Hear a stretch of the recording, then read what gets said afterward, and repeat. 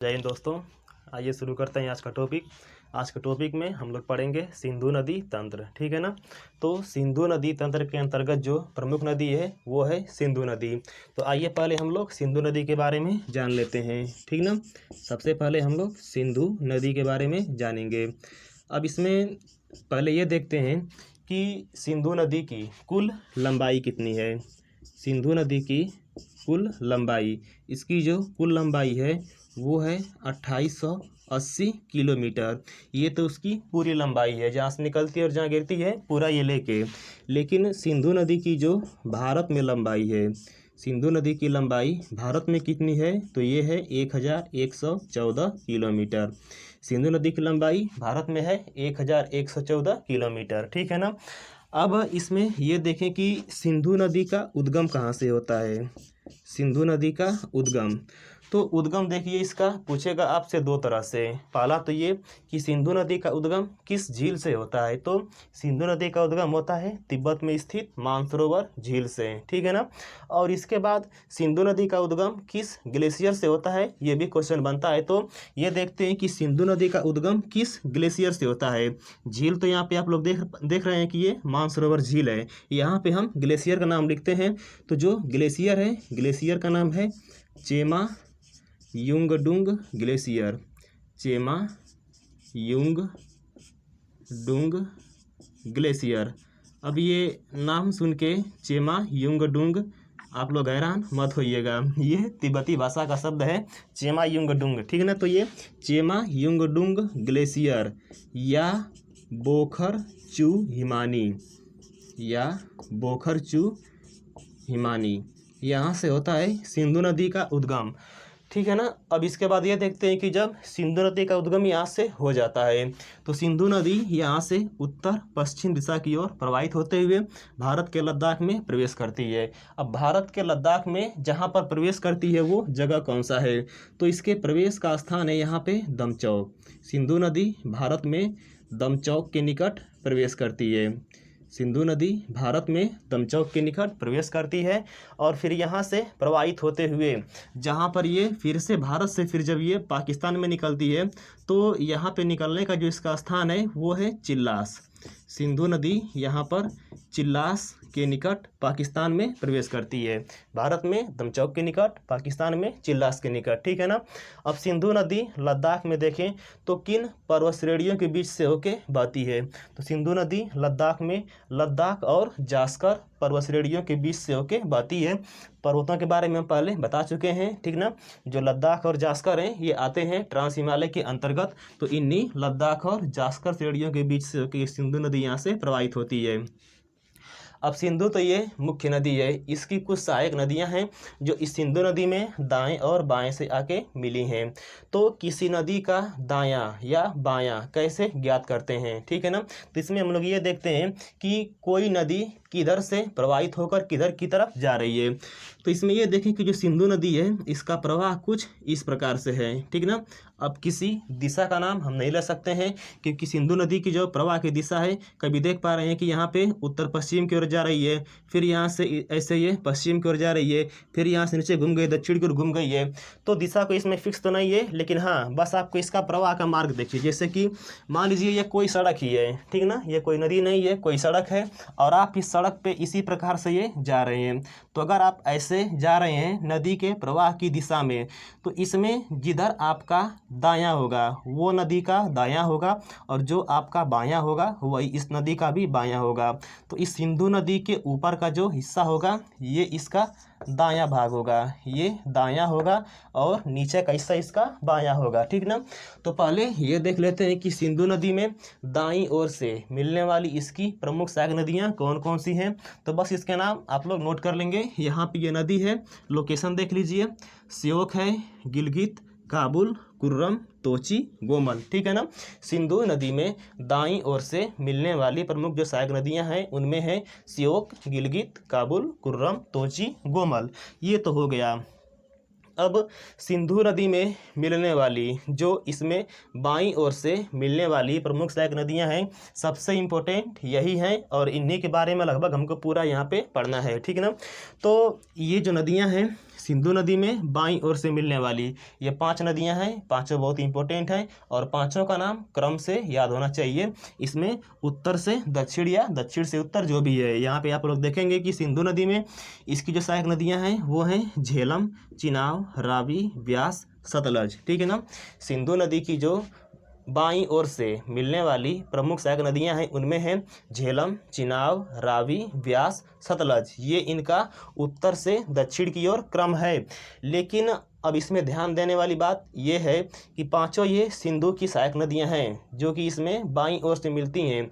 लेकिन तो क्या ये पांचों सिंधु नदी मिलती हैं या कोई एक ही मिलती है? तो आइए इसमें हम इस चित्र के माध्यम से देखते हैं। सिंधु नदी में ये पांचों नदियां न मिलके बस एक नदी मिलती है और वो नदी कौन सी है? तो ये है चिनाब नदी। देख पा रहे हैं कि जो चिनाब नदी है यही चिनाब नदी सिंधु नदी में मिलती है। सिंधु नदी में ये कहाँ पर मिलती है? तो पाकिस्तान में एक जगह है मिठानकोट, मिठानकोट के पास ये नदी इसमें मिलती है। अब इस चिनाब नदी में जो झेलम नदी है ये आके मिल जाती है और इसी चिनाब में जो रावी नदी है ये आके मिल जाती है। और उसके बाद देखा जाए तो जो सतलज नदी है इसका उद्गम होता है तिब्बत में स्थित राकसताल झील से। तो ये यहाँ से निकलते हुए आती है और ये भी मिल जाती है चिनाब नदी में। और बाकी जो व्यास नदी है ये मिल जाती है सतलज नदी में। ठीक ना। तो सिंधु की ये 5 सहायक नदियाँ हैं, लेकिन इन पांचों नदियों में जो चिनाब नदी है बस यही मिली है सिंधु नदी में। बाकी की जो अन्य सहायक नदियाँ हैं वो सब की सब चिनाब नदी में मिल गई हैं। यानी कभी आपसे हम ये पूछें, या क्वेश्चन अगर आपसे पूछे कि सिंधु नदी की सबसे लंबी सहायक नदी कौन सी है, तो क्या आंसर करेंगे? देखिए, सिंधु नदी की सबसे लंबी जो सहायक नदी है वो है चिनाब नदी। ठीक ना। अब चिनाब की सबसे लंबी सहायक नदी कौन सी है? तो ये है सतलज नदी। सतलज की सहायक नदी कौन सी है? तो ये है व्यास नदी। चिनाब की सहायक नदियाँ कौन कौन सी हैं? तो ये हैं झेलम नदी और ये रावी नदी। ठीक है ना। अब इन झेलम, चिनाब, रावी, व्यास, सतलज ये जो नदियां हैं इनके बारे में थोड़ा एक एक करके हम लोग देख लेते हैं कि कभी कभी इन नदियों का पुराना नाम पूछ देता है और इसका उद्गम कहाँ से होता है, तो इनको देख लेते हैं। इसमें जो ये नदी है झेलम नदी, तो झेलम नदी का जो पुराना नाम है ये है वितस्ता। ठीक ना। इसमें वीडियो में समय कम लगे इसलिए हम इन सब चीज़ों को यहाँ पे पहले ही लिख दिए हैं, तो बस इसको आप लोग देख लेंगे। झेलम नदी का पुराना नाम वितस्ता है और इसका उद्गम कहाँ से होता है? तो इसका उद्गम होता है वेरीनाग झरना से। जम्मू कश्मीर में एक झरना है वेरीनाग झरना, यहाँ से उद्गम होता है झेलम नदी का और यहाँ से ये प्रवाहित होते हुए आके मिल जाती है चिनाब नदी में। इसके बाद जो चिनाब नदी है इसका उद्गम कहाँ से होता है? तो चिनाब नदी का जो उद्गम होता है ये तो होता है बाड़ा लाचा दर्रा से। अब इसका जो पुराना नाम है चिनाब नदी का वो है अस्किनी। चिनाब का पुराना नाम अस्किनी है। इसका उद्गम कहाँ से होता है? तो बाड़ा लाचा दर्रा से। ये बाड़ा लाचा दर्रा किस राज्य में है? तो हिमाचल प्रदेश में है। दर्रा हम पूरा पढ़ा चुके हैं और इसमें हम सभी राज्यों को अलग अलग दिखा दिए हैं कि किस राज्य से कौन सी नदी निकलती है। इसमें आप देख पा रहे हैं कि झेलम नदी ये निकलती है जम्मू कश्मीर से। ये जो चिनाब हैं, रावी हैं, व्यास हैं, इनका उद्गम हो रहा है हिमाचल प्रदेश से। तो अब हिमाचल प्रदेश में कौन सी जगह है चिनाब के लिए? तो वो है बाड़ा लाचा दर्रा। अब इसके बाद जो रावी नदी है, तो रावी नदी का जो पुराना नाम है ये है पुरुषड़ी। इसका पुराना नाम है पुरुषड़ी और इसका जो उद्गम होता है ये रोहतांग दर्रा के समीप होता है। ठीक ना। जो रावी नदी है इसका जो उद्गम है ये रोहतांग दर्रे के समीप से होता है। अब इसके बाद जो ये नदी है व्यास नदी, तो व्यास नदी का पुराना नाम क्या है? तो वो है, इसमें देखेंगे, विपाशा। व्यास का पुराना नाम है विपाशा और व्यास नदी का उद्गम कहाँ से होता है? तो वो व्यासकुंड झील से होता है। ठीक ना। व्यासकुंड झील किस राज्य में? तो हिमाचल प्रदेश में है। तो यहाँ से ये व्यास नदी का उद्गम होता है। अब ये व्यास के बाद देखें सतलज नदी, तो सतलज जो नदी है ये थोड़ी इम्पोर्टेंट है, तो इसके बारे में हम कुछ जानकारी आपको यहाँ पे लिख दे रहे हैं। सतलज नदी के बारे में देखिए, सतलज नदी, तो सतलज नदी का उद्गम कहाँ से होता है? उद्गम तो आप लोग ये देख पा रहे हैं कि इसका उद्गम हो रहा है तिब्बत में स्थित राकसताल झील से। ठीक है ना। अब सतलज नदी की कुल लंबाई, इसकी कुल लंबाई कितनी है? तो ये है 1500 किलोमीटर। सतलज की कुल लंबाई है 1500 किलोमीटर। और अगर इसकी कुल लंबाई भारत में पूछें तो भारत में इसकी जो कुल लंबाई है वो है 1050 किलोमीटर। ये तो इतना हो गया। अब इस सतलज का पुराना नाम क्या है? सतलज का पुराना नाम तो ये है सतुद्री। सतलज का पुराना नाम है सतुद्री, ठीक है ना। तो इतनी बात इसमें आप लोग याद रखेंगे कि सतलज की जो कुल लंबाई है वो है 1500 किलोमीटर, भारत में है 1050 किलोमीटर। इसका जो पुराना नाम है वो है सतुद्री और इसका जो उद्गम होता है तिब्बत में स्थित राकसताल झील से होता है। अब ये सतलज भारत में प्रवेश करती है हिमाचल प्रदेश में, और हिमाचल प्रदेश में एक दर्रे से होकर प्रवेश करती है। दर्रे का नाम है सिपकीला दर्रा। तो जो सतलज है यह भारत के हिमाचल प्रदेश में सिपकीला दर्रे से होकर प्रवेश करती है। और जो सतलज है तो ये अभी चीन, भारत और पाकिस्तान 3 देशों से होके बहती है, ठीक ना। तो ये तो हो गई सिंधु और इसमें जो बाईं ओर से मिलने वाली प्रमुख सहायक नदियों के बारे में जान लिए। अब ये जो नदियां हैं अपने मार्ग में बहते हुए कुछ दोआबों का निर्माण करती हैं। दोआब क्या होते हैं? तो दो नदी के बीच के क्षेत्र को दोआब कहते हैं, ठीक ना। यहाँ पे देखें तो जैसे कि इसको देखें, ये झेलम है, चिनाब है। तो झेलम और चिनाब नदियाँ जो है ये बहते हुए अपने मार्ग में अवसादों के निक्षेप के द्वारा दोआबों का निर्माण किए हैं। तो इनके बीच में जो अवसादों का जमा हुआ है उन्हीं को दोआब कहते हैं। यानी कि जो दोआब होते हैं वो दो नदी के बीच के क्षेत्र होते हैं, उन्हीं को दोआब कहते हैं। तो इसमें हम लोग एक एक दोआब के बारे में यहीं पर मैप के द्वारा जान लेते हैं। तो इसमें देख रहे हैं कि ये जो नदी है, मुख्य नदी ये सिंधु नदी है, और इसके बाद ये जो नदी है ये झेलम नदी है। तो सिंधु और झेलम नदियों के बीच में जो दोआब का निर्माण हुआ है इस दोआब का नाम है सिंधु सागर दोआब। इस दोआब का नाम है सिंधु सागर दोआब। अब इसके बाद ये देखें जो झेलम नदी है और चिनाब नदी है, इनके बीच में किन दोआबों का निर्माण हुआ है? तो यहाँ पर जो दोआब बना है इस दोआब का नाम है चाज दोआब। इस दोआब का नाम है चाज दोआब। अब इसके बाद चिनाब के बाद है रावी नदी। तो चिनाब और रावी नदी के बीच में कौन सा दोआब है? तो इसके बीच में है रचना दोआब। यहाँ पर है रचना दोआब। अब इसके बाद ये है रावी नदी और ये है व्यास नदी। तो रावी और व्यास नदी के बीच में कौन सा दोआब है? यहाँ पर देखें तो ये है बारी दोआब। इनके बीच में है बारी दोआब। अब इसके बाद ये है व्यास नदी और ये है सतलज। तो इनके बीच में कौन सा दोआब है? तो यहाँ पर है विष्ट दोआब। इनके बीच में है विष्ट दोआब। अब देखिए दोआबों से क्वेश्चन कैसे पूछता है कि किसी दोआब का नाम दे देगा और पूछेगा कि यह दोआब किन नदियों के बीच में स्थित है। देखिए दोआबों को याद करना बहुत ही आसान है। जैसा कि इसमें अगर आपको हम ये दिखाएं कि जो यहाँ पे है विष्ट दोआब, अगर पूछे कि विष्ट दोआब की नदियों के बीच में है तो इसके क्वेश्चन में आंसर छिपा है। अगर आपको नाम मिल गया विष्ट दोआब तो इसमें जो वी से है, वी से होगा व्यास, और यहाँ पे जो आपको आधा स और ट दिख रहा है तो इससे होगा सतलज। यानी कि विष्ट से वी से व्यास, स ट से सतलज, ये हो गया। अब इसके बाद ये देखें कि बारी दोआब। तो इसमें जो ब है ब से होगा व्यास और री से होगा रावी। यानी कि बारी दोआब व्यास और रावी नदी के बीच में है। इसके बाद ये है रचना दोआब। तो रचना से देखें तो र से होगा रावी नदी और चना से होगा चिनाब नदी, ठीक है ना। र से रावी, चना से चिनाब। इसके बाद ये है चाज दोआब। तो चाज दोआब कहाँ पे, किस नदी के बीच में? तो च से होगा चिनाब, झ से होगा झेलम। यानी कि तो झेलम और चिनाब के बीच में स्थित है चाज दोआब। इसके बाद ये सिंधु सागर दोआब। तो सिंधु सागर में जो सिंधु है यहाँ से हो जाएगा ये सिंधु नदी, और इसके बाद जो इसकी प्रथम ये सहायक नदी है वो है झेलम। तो सिंधु और झेलम के बीच में स्थित है सिंधु सागर दोआब। तो ऐसे ही बस दोआबों के नाम से नदियों के नाम याद कर लेंगे। अगर थोड़ा इसको ये देखें कि कौन से दोआब कहाँ पर स्थित हैं?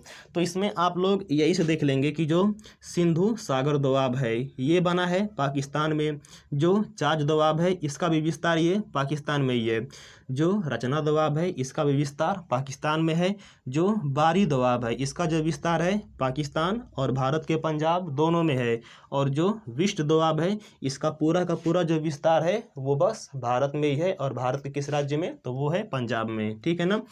जैसे कि देखें तो पंजाब को 5 नदियों की भूमि कहा जाता है। 5 नदियां कौन कौन सी हैं? तो यही झेलम, चिनाब, रावी, ब्यास, सतलज। पंजाब है ये भारत पाकिस्तान दोनों में है। पंजाब का जो भाग पाकिस्तान में उसको बोलते हैं पाकिस्तान का पंजाब प्रांत। ठीक ना। पंजाब को 5 नदियों की भूमि कहते हैं, और ये पंजाब भारत का पंजाब और जो पाकिस्तान का जो पंजाब है दोनों को ये लेके है।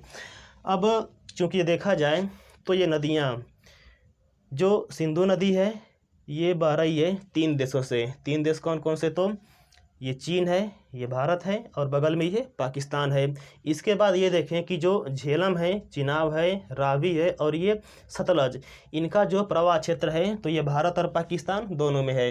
तो इन नदियों के जल को लेके भारत और पाकिस्तान के बीच में विवाद चलता है।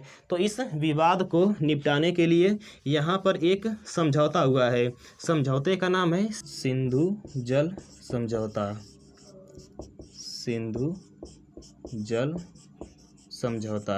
ये सिंधु जल समझौता हुआ था 1960 ईस्वी में।